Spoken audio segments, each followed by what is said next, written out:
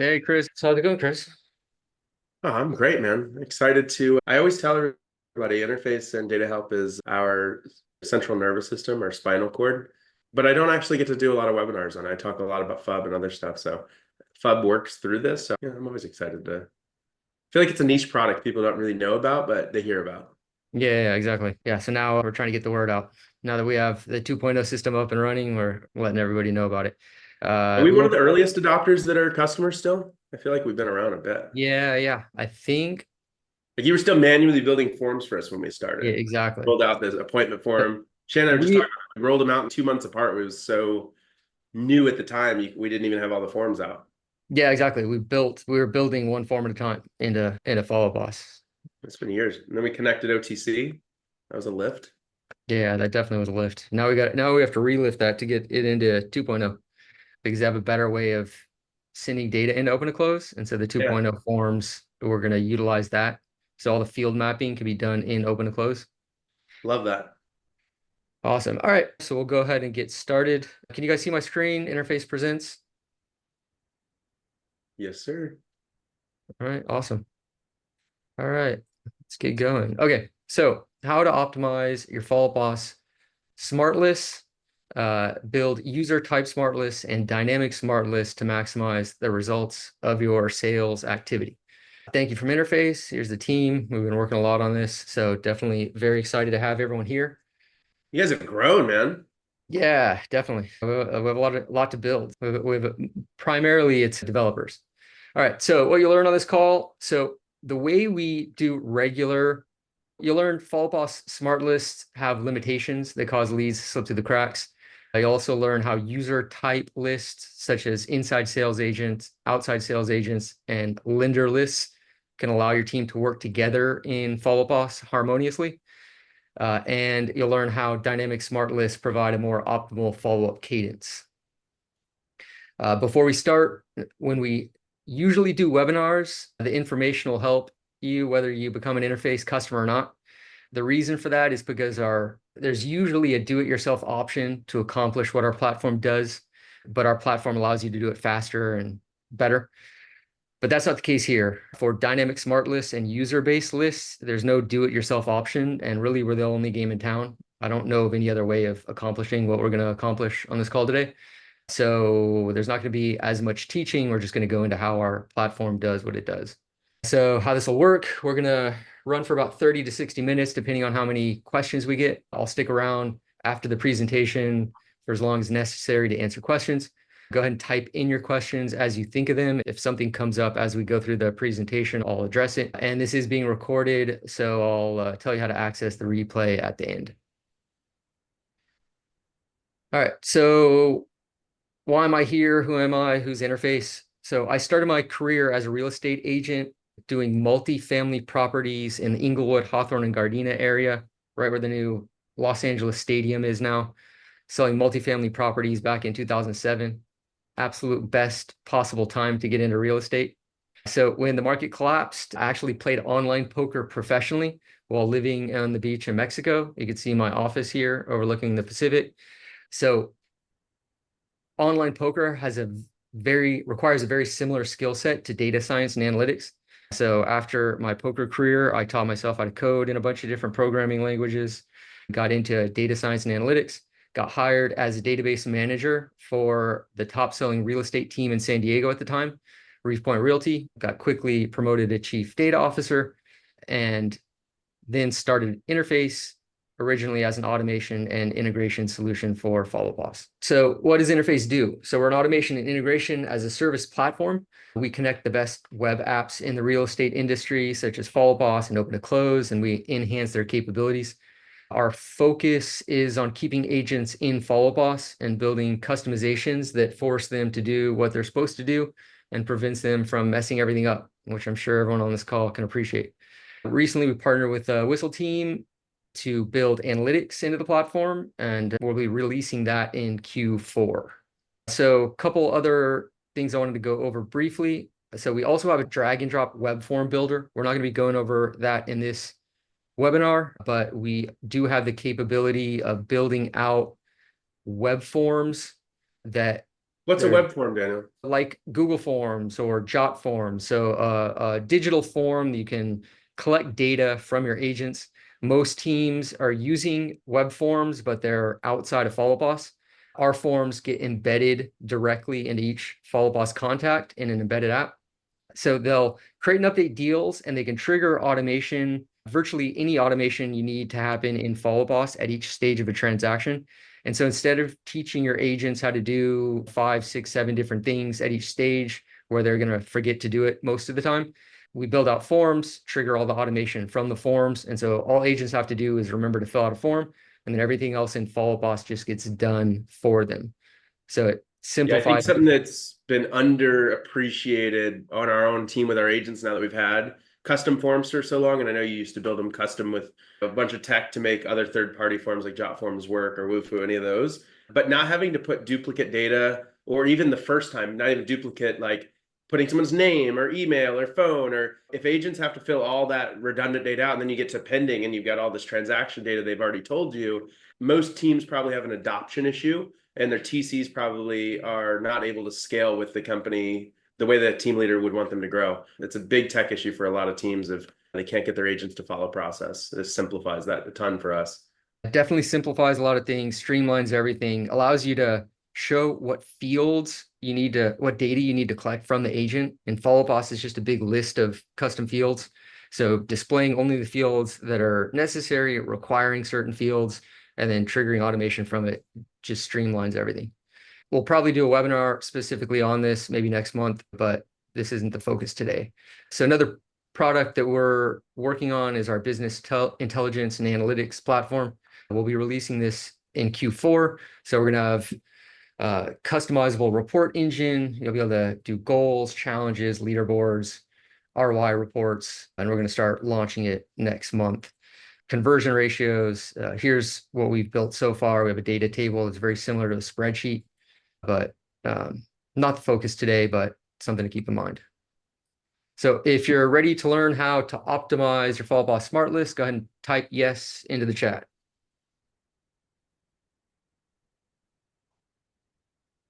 There we are. Awesome. Okay. So user type smart lists. So a lot of people don't know this, but in Follow Boss, if you have multiple leads or multiple team members calling on the same lead, it drops that lead off of the other team member smart list. Situation, let's say an ISA, inside sales agent, sets an appointment, agent goes on the appointment, doesn't let the ISA know what happened on the appointment, as often happens. So the ISA reaches out to the client to find out what happened on the appointment. And now that client is going to drop off the assigned agent smart list. If they're supposed to call them or reach out to them, they're not going to know. And that's a lead slipping through the cracks. And it definitely happens often in Follow Boss. So we've built one of the things we can do with our smart lists, and this goes into it, if an ISA calls, drops it off the OSA list. Also happens with lenders. If you have buyer agents and seller agents working the same lead, it's the exact same scenario. And so what we can do is create a last call by assigned agent parameter, or last communication by assigned agent, or our next follow-up date if you're using our dynamic smart list. And then we could do that for assigned agents and ISAs, or buyer agents and seller agents. And it allows us to create smart lists for specific user type groups. And they use their smart lists and the other user types use theirs. And now you can have multiple agents on the same lead, working the same lead without them dropping the lead off of each other's smart lists. Daniel, you just covered a nuance that I don't want to dumb it down for those that watch this, that are watching it live. You might not, we're all busy in our business. You might even not realize the impact of this if you're not seeing it. Like one of the benefits of having 100+ agents is you see a lot of micro trends really largely in your face, and they look really bad when you catch these things happening. When we were a smaller company, I think a lot of things went under my radar personally because it's such a small percent of 15 agents, 12 agents, you just don't see it. So we used to have lenders in our account. We don't anymore because of the issue you just described. Now that we have interface, one of our next builds we'll prioritize is bringing in lenders back into FUB because it won't cause issues. But historically, if the lender, let's say, called a hot lead through FUB the way the team leader wanted, and let's say the agent was relying on their smart list like they should be for hot follow-up and said, you know what, I don't need to set a task for Mr. and Mrs. Smith. I'm going to call them through my smart list weekly because they're hot. They're an active client. And then the lender goes for a pre-qual follow-up that they said they'd return the call. Now they just went 2 weeks without talking to that person they committed to talking to a week from now, all because the lender accidentally cleared their smart list. And that's just for that type. We'll talk about some others, such as CCing on YLOPO property alerts. If an agent, which we found in our company, they CC so they can see all the property alerts that go out. So they CC themselves. That updates the last communication field for inbound email on the client profile for every daily alert. So now we've seen leads that go 3 weeks, 5 weeks, 4 months without a single outreach because they've not shown up on a single smart list. All because we used to use the last communication field for our outreach list for hot, warm, cold, all of them, which was massively broken. I think we had like 65%, I want to say, reduction in smart lists previously, all because of erroneous last communication or lender called or ISA versus agent called, which caused a lot of follow-up issues for us. Yeah. And so we heard a lot of feedback on this and went ahead and developed a solution. This is one of the things we can do with our automation platform. And now the other is dynamic smart lists. So what are dynamic smart lists? So in Follow Boss, the way smart lists work, if you're on a weekly list, for example, it's a one size fits all approach. So call, text, email, it's going to drop the lead off for 7 days. 7 days later, it'll show back up. But that's not ideally how you would want a list to work, because if you're supposed to speak to the person every 7 days and you call and have a 5-minute conversation with them, then it makes sense to follow up in a week.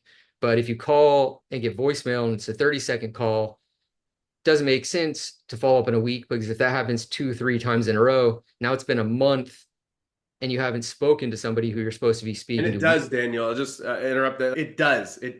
I don't know anyone on this call could refute that statement. Our hottest leads, our active shopping buyers, our sellers, they don't answer the phone every time we call. They don't respond probably a every majority of times that you call. Majority don't. Majority of times it takes us, I want to say, 23 outreach attempts to connect with someone we've never connected with, or a non-connected lead. And it's taking us an average of 4 to 5 times to connect with someone we have had a meaningful, deep conversation to qualify with. It still takes 4 to 5 attempts, and that's with Call Trust, branded calling. That's with a strong robo-dialer we use outside of Follow Buzz. Like, it is a very hard feat to get a hold of people. And the problem that you're describing is just on HOTS, Daniel, with 7 days. That's like best case scenario. That was the least abandoned for us because it's the most frequent, so you can always get right again in 7 days. But when you talk about follow-up, the warms, the colds, that's where this like repeat gets really bad, because they don't answer on one call. Let's use the cold as the extreme use case. That's 65, our rule is 65 days, or on a sphere call, let's say 90 days, I think, the average coach is recommending. If they don't answer or have two-way communication, did you actually create a meaningful touch point for follow-up just because you attempted a call? We all know the answer is no. That means nothing. Your caller ID on their missed call list gets swiped and they move on with their day and they don't call you back. You lose. And now you wait 65 days to call back, and then you're like, oh, my agents suck at follow-up. But really, our system just made 125 days, 130 days between first attempt and second attempt, and then the third attempt, fourth attempt, fifth attempt. And the mastermind I just did, Daniel, I just said, like, we had on average, we'd have people, like, yeah, we're moving in the spring. Okay, cool. We'll follow up with you. We put them in the smart list. Agent trusts our system to work. They attempt every 2.5 months to call. No answer. They finally answer. It's July. Spring passed. I already moved. Agent's pissed. You didn't answer the phone. We had to introduce redial rules. That's what we're calling them, Daniel. Ultimately, this allows you to have redial rules. Redial meaning we're going to dial again if we don't get the result that we were seeking. And the cool thing that Daniel and I will show you in a second is you can train, like, You don't have to have my aggressiveness. You can go more passive. Maybe you don't want to redial after 3 days on a cold. You want to wait 10, and I'll show you ours. And you'll ultimately be able to set a cadence for how often do we want to try again if we didn't get an optimal result. Exactly. That's the concept I need you guys to get from that is you're seeking for an outcome, not checking a box that you did the activity, go you, but you didn't get any results, so you're not getting sales. No one wants that. Effort metrics are okay, but they don't really matter. And so what we can do is build out dynamic smart lists or follow-up rules. This is an example that we have. The Whissel team just uses calls. This is if you want to use calls, texts, and emails. But essentially, if it's a call with a duration greater than 2 minutes on a weekly list, we're going to schedule the next follow-up for 7 days. If it's call duration less than 2 minutes, maybe we'll do 3 days or maybe even 1. These durations can be whatever you want them to be.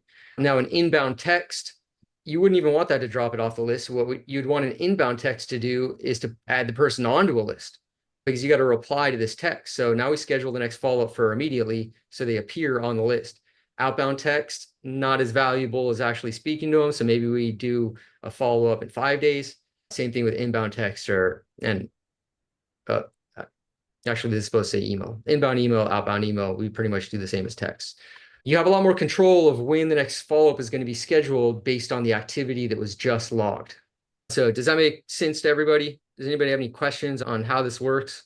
Because now we'll go into an actual demo of the platform. The good news, the configuration is you set it and forget it on a lot of this. You set it up, you build it, and then your tweaking will come as, hey, agents are overwhelmed. There's too many calls. That's happened to us. Like quite literally, we had so much more follow-up that we had to slow roll it out and change our timeframes because there was that much stuff missed. I think it was on colds, Daniel. I wish I had the stats for. I want to say 71% increase in cold leads needed to follow, like overnight. We had a 71% increase across our whole database.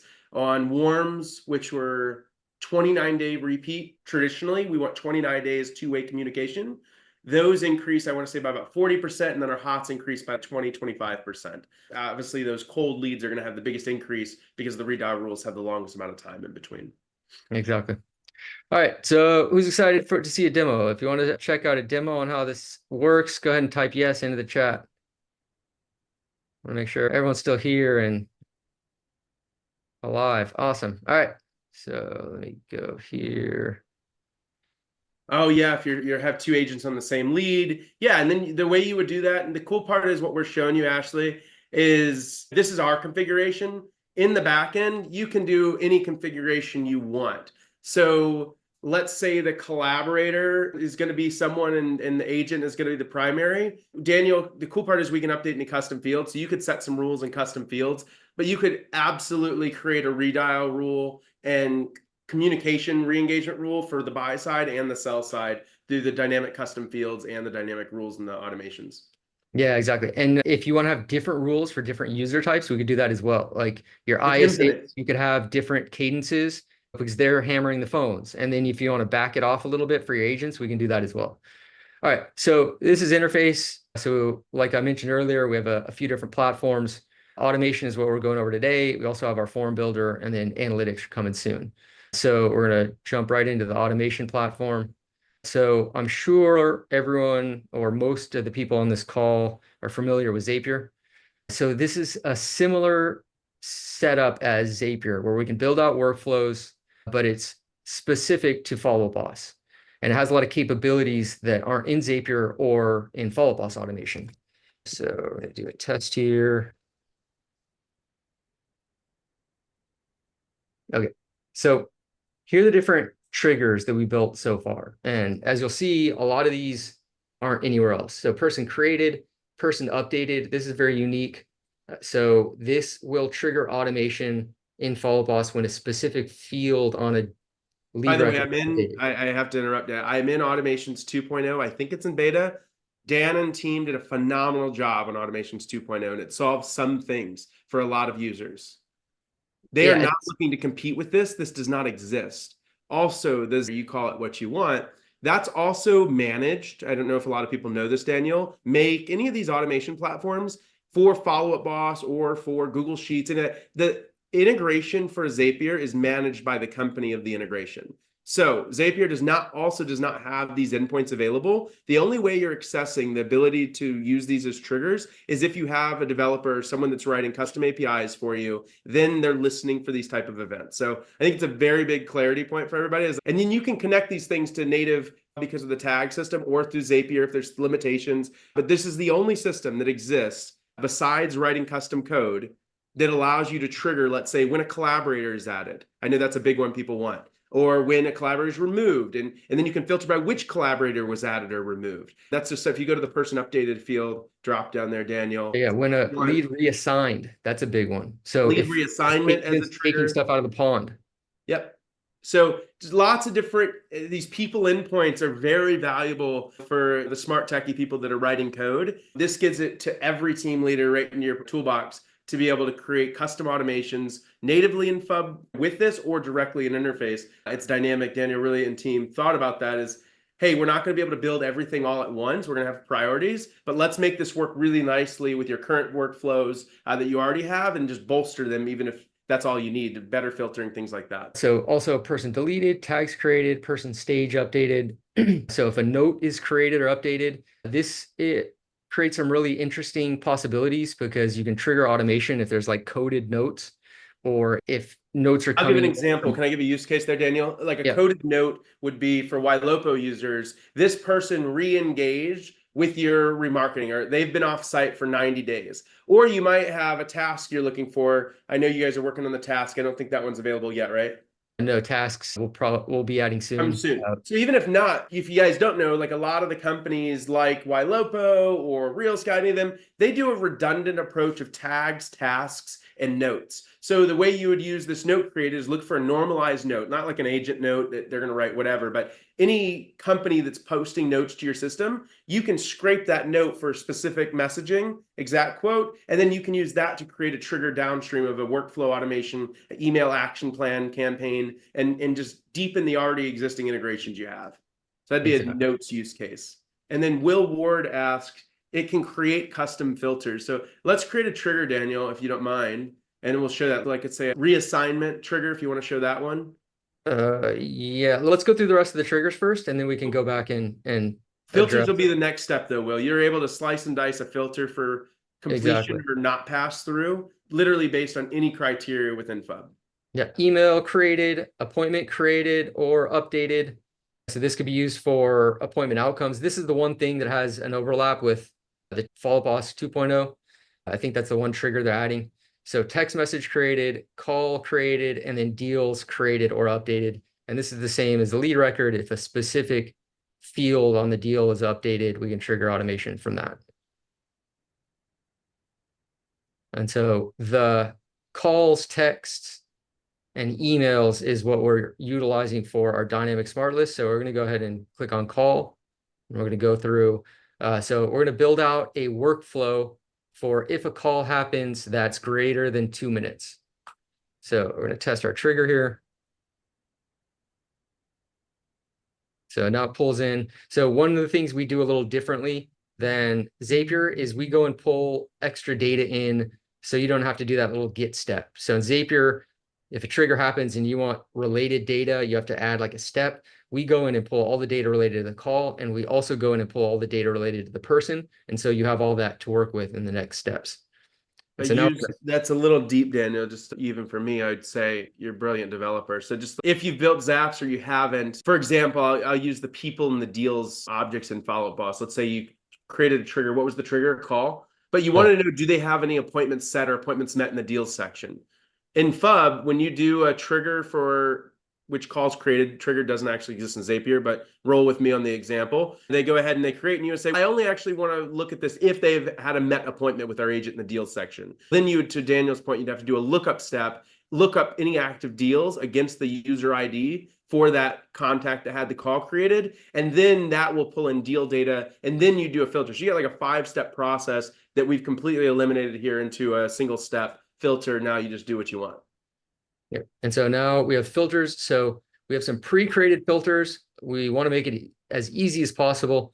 A lot of real estate teams aren't as super tech savvy. And so we want to make things simple, but we need duration on this filter. So we have to go into advanced filters, and now it's just like Zapier.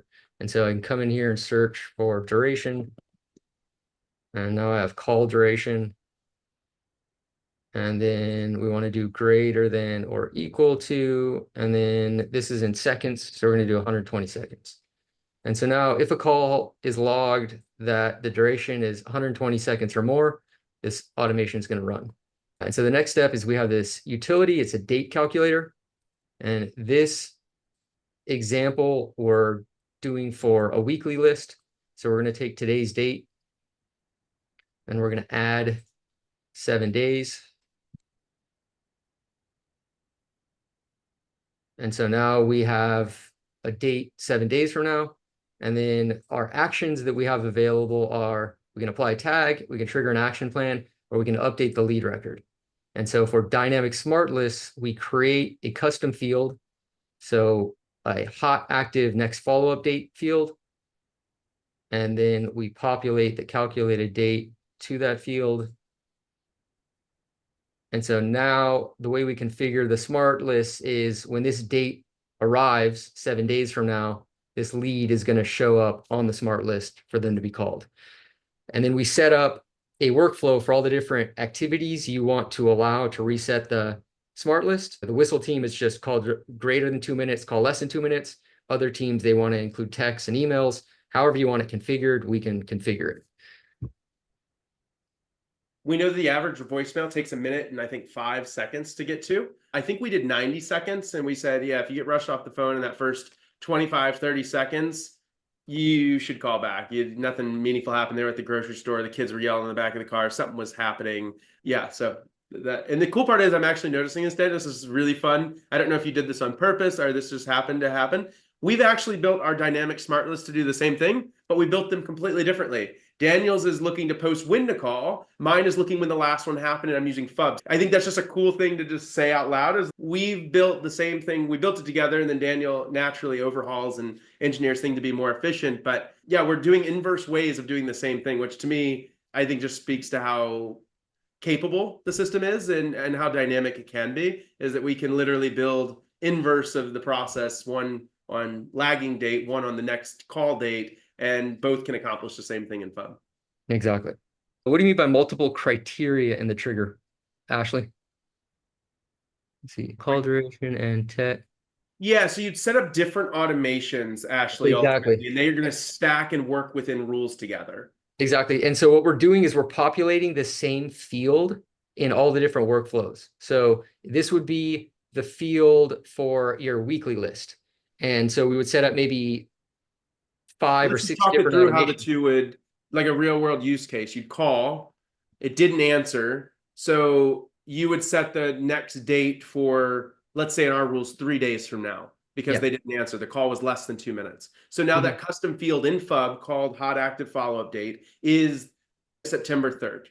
But then they text me back and say, hey, I just got your call. Everything's good right now. Doesn't really matter what they say, but they sent a text back. Now we have another rule that we haven't built yet that says if text happens and it's inbound text, go ahead and change this date to 7 days from now. Pardon my math, but let's say it's the 6th or the 7th of September instead of the 3rd. So now the text automation, which is a separate automation from this, different completely, updated the same field value. So now in FUB, when you say call if the date is within this date to this date as your smart list rule for that custom field, that field is updating whether it's email, text, or phone, and you're just relying on that next call date as your smart list, which Daniel will show you in a second. Exactly. Will ask, I guess we have a Q&A section and a chat. That's fun. How many leads on average are agents carrying when using these dynamic lists? And how many leads normally appear within the list for them to manage daily? You know, I think that's I'll give you a direct answer, but it doesn't really matter, only because like it's up to the agent's lead generation ultimately is going to define quantity and how many leads are we delivering to them from channel partners that we work as a team. So ultimately lead intake volume is going to determine ultimately how many leads they're carrying in these lists. So I don't think that's super relevant. I have agents that have 4 or 5 per list, and I have agents that have 85 to 90 in some of their cold lists for follow-up because early in the career they've done so much lead generation for follow-up. And I have some people with high lists that staged improperly. They have a bunch of leads they've never connected with. They sit at an open house and they're like, ooh, they're looking at 1.5 million open house. Hot, warm. And then I'm hopeful that I'll follow up, and rather than following a lead qualification process. So it's a mixed bag, Will. Ultimately, I'd go on the percentages. Whatever leads you have in your current hot follow-up, warm follow-up, cold follow-up, whatever your stages are, you should have marginal increases of 25, 40, and 65%, respectively, depending on your redial rules and aggressiveness of calling. Exactly.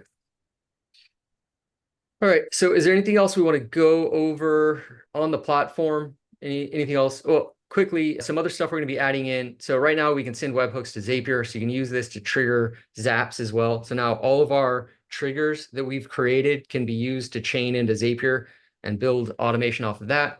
Can you give an example of what we do that from our account? Like basically you're connecting FUB data you can't extract to other systems that you normally do in Zapier. That's why you would do that. Yeah, exactly. So there's 5 triggers in Zapier, maybe. This just makes it so all of our triggers can be used to trigger automation in Zapier. So we're going to be adding in Twilio notifications, email notifications, Slack notifications soon. So then when something happens in Follow Up Boss, you can send out notifications. And then you'll also be able to feed all of your Follow Up Boss data into an analytics database that you can build out reports. And we're actually pretty excited about this. I'm gonna show you what we've done so far very quickly. So right now we have the initial table set up. So when this is related to deals in Follow Up Boss, and this operates like a spreadsheet. So if I want to see how many pending transactions I have, I can see my pending transactions. It has group by functionality. So if I want to group by agent, I can group by the agent and see how many transactions my agents have. And then I can even build out reports like a chart builder. So if I right click, I can do like a bar chart. So this is for opportunities. Very soon, this will be for all your different data. So if you want to see a table of your calls, texts, emails, notes, anything that's in Follow Up Boss, you'll be able to play around with your data. Okay, so back to the presentation. Ashley, I don't know what you mean. Is it available outside of interface? Can you export it, or? Yeah, you can export that data as well. Yeah, you take pictures of it, export. I don't know what outside of it means. There's a export to CSV. So if you want to pull it into a actual spreadsheet, you can do that. Thanks everyone for joining us. And we're going to wrap this up. Thanks, guys. Bye, everyone. Thanks.